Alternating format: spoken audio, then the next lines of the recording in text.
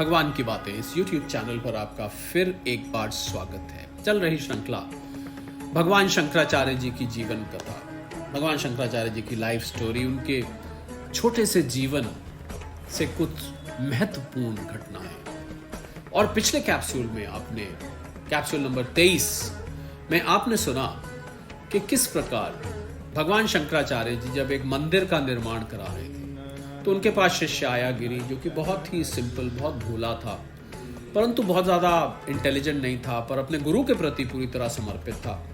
और किस प्रकार भगवान शंकराचार्य जी ने उसको नदी के किनारे उनका लंगोट जो कि लैट्रिन से सना हुआ था, उसको दांतों से खोलते हुए देखा। और ये देखकर भगवान शंकराचार्य जी का मन पिघल गया और वो गिरी को पता नहीं लग पाया कि भगवान शंकराचार्य इसको देख रहे हैं। वो अपनी सेवा में मग्न रहा और भगवान शंकराचार्य जी आ गए। जानते हैं आगे क्या हुआ। पहले स्तुति।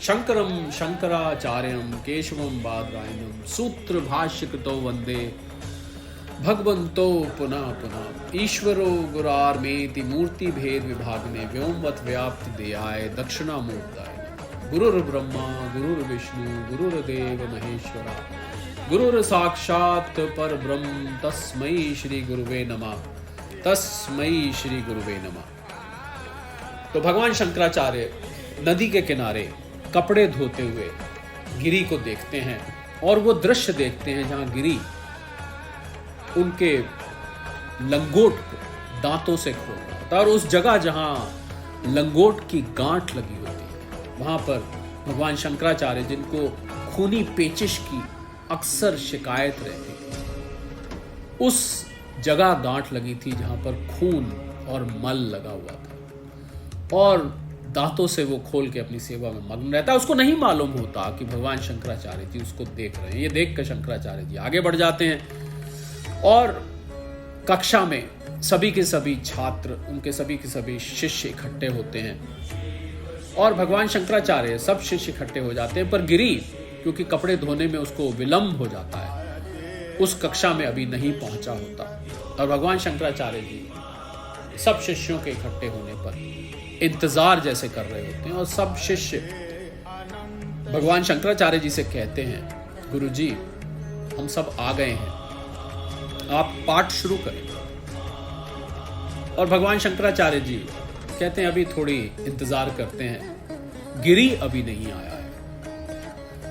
और थोड़ी देर और इंतजार होती है और सभी शिष्य सोचते हैं कि गिरी की भला गुरुजी क्यों इंतजार कर रहे हैं, उसको तो वैसे ही पाठ समझ में नहीं आता है, उसके तो जैसे सब सिर के ऊपर से निकल जाता है, उसको पढ़ाना तो ऐसे ही है जैसे किसी दीवार को उपदेश करना जिस पर कोई असर नहीं होता। तो भला ऐसे शिष्य की गुरुजी क्यों इंतजार कर रहे हैं। और थोड़ा सा उन शिष्यों के मन में फ्रस्ट्रेशन भी होता है, थोड़ा सा अभिमान भी होता है। और भगवान शंकराचार्य, आदि शंकराचार्य, गुरु शंकराचार्य तो जानी जान, वो चेलों के मन की बात जान लेते हैं कि इनकी मन में कहीं इस फ्रस्ट्रेशन के साथ अभिमान भी है। और ये अभिमान ही इन शिष्यों को इस बेचैनी के लिए मजबूर कर रहा है। और ये बार बार मुझे कह रहे हैं कि आप शुरू करिए। बल्कि शिष्य तो शांति पाठ, जो कि भगवान शंकराचार्य जी की कक्षा से पहले,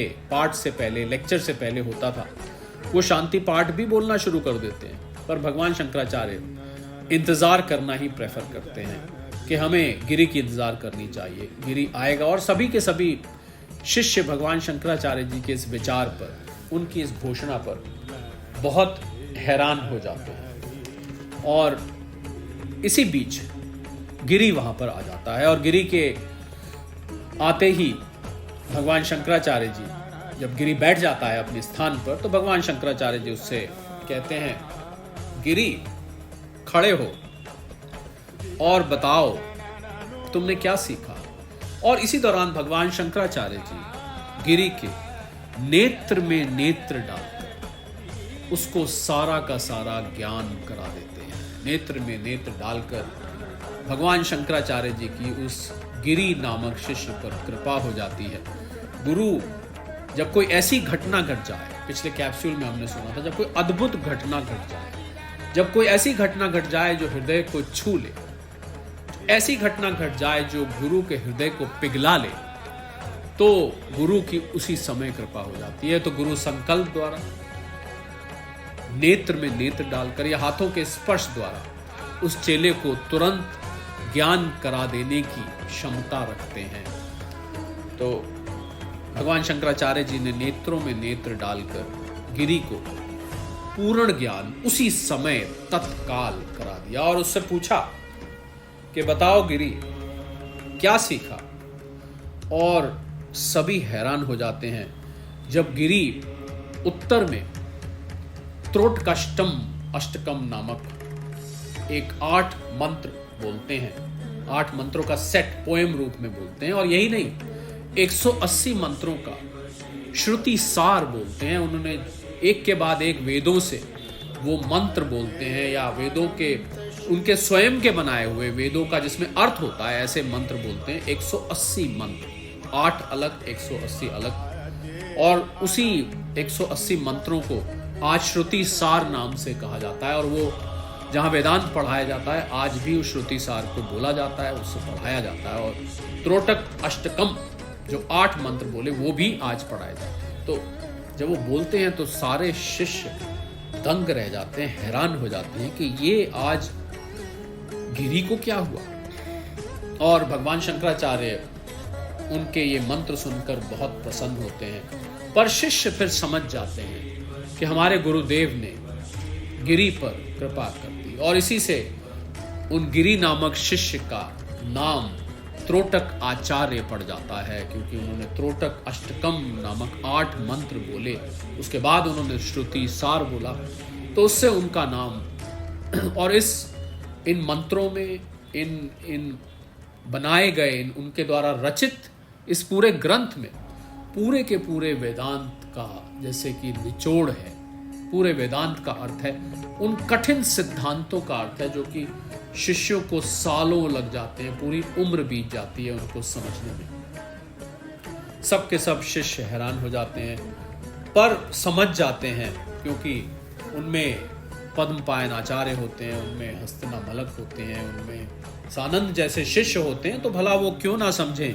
कि गुरु की कृपा कैसे होती है। सुरेश्वराचार्य होते हैं, और ये शिष्य वो थे जिन पर स्वयं पर कृपा हो चुकी थी, तो उनको समझने में देर नहीं लगती कि आखिर ये गिरी इतना बड़ा वेदांती, इतना बड़ा ज्ञानवान कैसे अचानक बन गया।